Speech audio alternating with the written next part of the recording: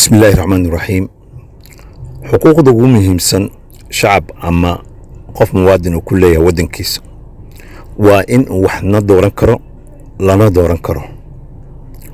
haddii xuquuqdaasi loo diido qofkii wax dooran lahaa isla markaana loo diido qofkii la dooran lahaa oo la musuqmaasuqo ama la boobo waxay u tahay tusaalo in xuquuqaha dambe ay qofka muwaadinka ah iyo shacabkaba ay ku leeyihiin wadankooda in sidaas oo kale loo boobayo laguna musuqmaasuqayo.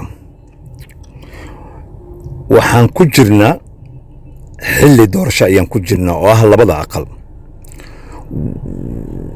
waxaa bilowgii ka soo muuqday doorashadaasi in labadaas xuquuqood oo ah in qofka muwaadinka ah ama shacabka ay wax dooran karaan, qofka muwaadinkana la dooran karo, in xuquuqahaasi loo diiday oo ay musuqmaasuq iyo boob ay ku bilaabatay. haddaba boobkaas iyo musuqmaasuqaasi ay doorashadaasi ku bilaabatay macnaheedu iyo waxay tusaale cad u tahay in shacabkaasi iyo muwaadiniintaasi in mustaqbalka xukuumadda imaanayso ay saas ay xuquuqdooda u boobayso ayna u musuqmaasuqayso. marka waa muhiim in marka hore loo ogolaado dadka inay wax dooran karaan oo la siiyo xuquuqdaasi ay xaqa ay ugu leeyihiin wadankooda, muwaadiniintana ay isku soo istaagi karaan, loo ogolaado in la dooran karo. sidaa darteed arrimaha doorashada shacabku waa in ay u arkaan waxa la boobayo, waxa xuquuqda loo diidayo ma ahan keliya qofka musharaxa ah ama ha ahaado xubin u taagan aqalka hoose ama ha ahaado xubin u taagan aqalka sare ama ha ahaado xubin u taagan jagada dalka ugu sarreysa oo ah madaxweynenimo.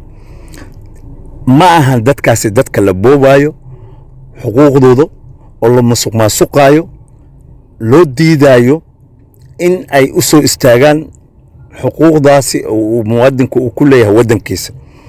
ee dadka dhabta loo boobayo waa shacabka.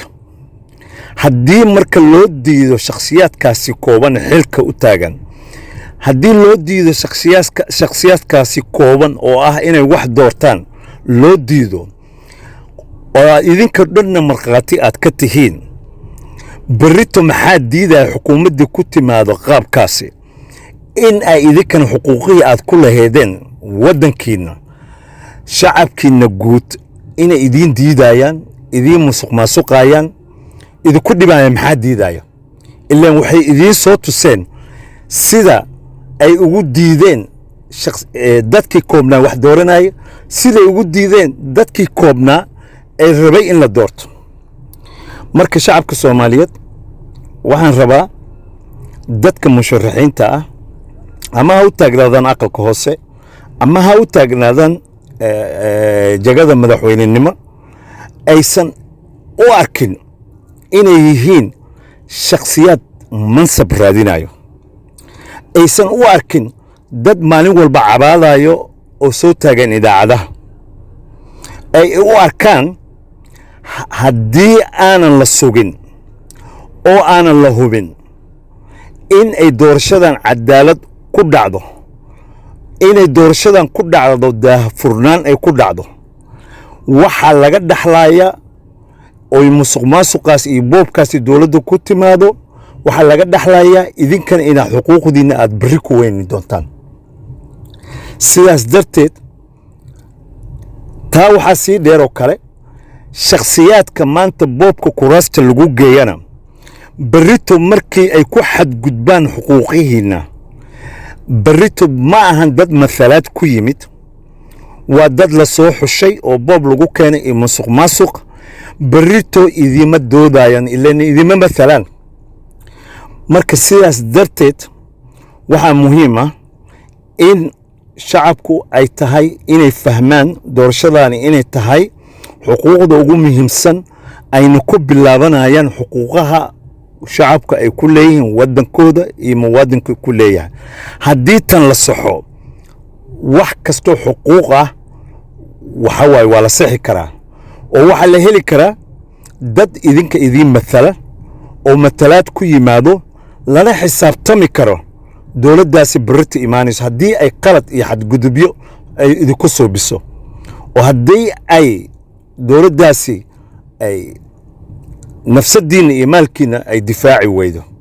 marka shacabku waa muhiim waxa wax luminayo, wax la masuqmaasuqaayo, wax la boobaayo in aysan u arkin oo keliya dadkan musharaxiinta ah ama aqalka hoose ha u taagnaadaan ama ha u taagnaadaan mansabka ugu sarreeya waddanka oo madaxweynimada.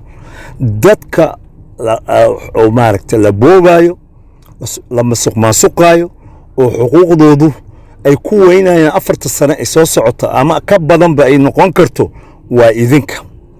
dadka la raba in ay saxaan waa idinka.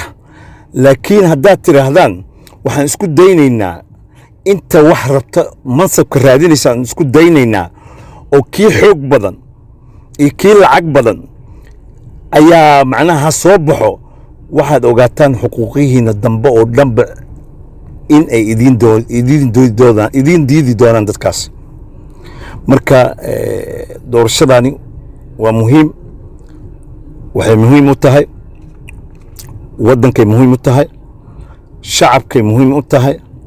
maalmahan keliya oo kooban ay doorashada socoto keliya muhiim uma aha, waxay u tahay sanadaha soo socda iyo mustaqbalka waddanka oo dhan ayay muhiim u tahay.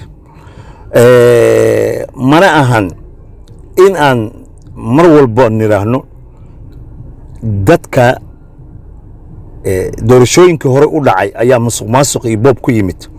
tanna hadday ku timaado wax micno leh ma ahan. marka waa in aan nidhaahnaa ku dayasho fiican inaan bilaawno, ku dayasho fiican oo wixii xun inaan ka gudubno waa in aan ku dhaqaaqnaa. marka doorashada saasay muhiim u tahay. muhiim uma aha keliya dadka musharaxiinta, shacabka ayay muhiimka ugu weyn u tahay. shacabka marka waa inay sidaas u ogaadaan. warkaygii koobnaa intaas ayaan ku soo gabagabaynayaa. waxaan idin leeyahay nabadgelyo iyo naxariis korkiina ha ahaato.